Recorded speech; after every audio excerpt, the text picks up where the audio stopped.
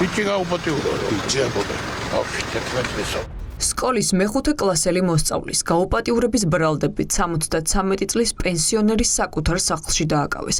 გამოძიებამ დაადგინა, რომ კაცმა 11 წლის ბიჭი სახლში შეიტყუა, გააუპატიურა და სხვა გვარის სექსუალური დანაშაულიც ჩაიდინა. გამოძიების მასალებით დგინდება, რომ სკოლის მოსწავლეზე მოხუცი სექსუალურად მის სარდაფში ძალადობდა. კაცი 12 რაღაც მეზობელი არის ნათესავი. მეზობლები არიან. გუში მოხდა. ქუჩაში დაუჯერე შეუყვანა პადოვაში ურცამბები. მეუღლე საშმოფია თავისი. მაუღლეს სადაფში შეიყვანა და ზარი თაბახება.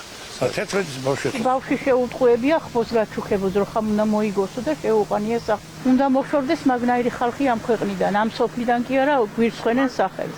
მაგათი შვილები რო იქნებიან მაგნაირი ამ სოფელში მაგნაირი ცხოვრება შეიძლება კიდევ? არასრულწლოვანმა გაუპატიურების ამბავი ოჯახის წევრებს შეატყობინა. ამის შემდგომ დაიწყო ფაქტზე გამოძიება შინაგან საქმეთა სამინისტრომ.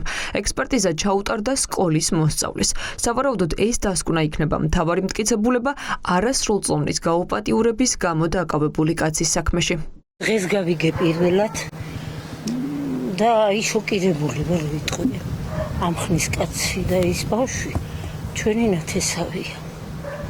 აი როგორ გააკეთა ესეთი რაღაცა აი აზიარება. ნუ იძალა დაუდა ზუსტად არ ვიცი. თუ ბავშვმა კამერა მაგდენი არ ვიცი.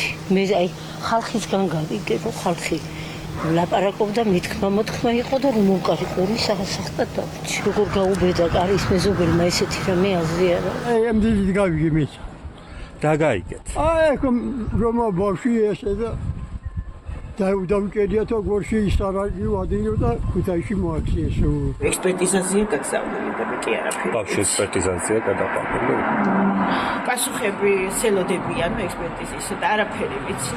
ერთ-ერთი ვერსიით დანაშაულის ჩადენის დროს სახლში პენსიონერის ოჯახის წევრებიც იმყოფებოდნენ. მომხდარით შეძრულია ხალხი კასპის რაიონში. ისინი სოფლიდან ბრალდებულის ოჯახის გაძევებას მოითხოვენ. ცოტავად გაზარდა მისმა დედამ ეს ბავშვი ობლად გაზარდა ბები ამათი იწვალა და ასეთი რაღაც არ არის მართლა მიზანშეწონილი და მაგისთან ადამიანს უნდა გააძეო მართლა აქედან რომ ჩვენ მომავალი შვილიშვილები გვეყოლება რაღაცა და შიშით ვეღარავინ ვეღარ უნდა გამოვიდეს სამუდამო პატიმრება უნდა კონდეს მაგისთანა ადამიანს. დაკავებული პენსიონერი ბრალს არ აღიარებს. ის ახლა წინასწარი მოთავსების იზოლატორში სასამართლო პროცესის ჩანიშვნას ელოდება. აღკვეთი ღონისძიების შეფარდებაზე კი სასამართლო სავარაუდოდ ხვალ იმშელებს.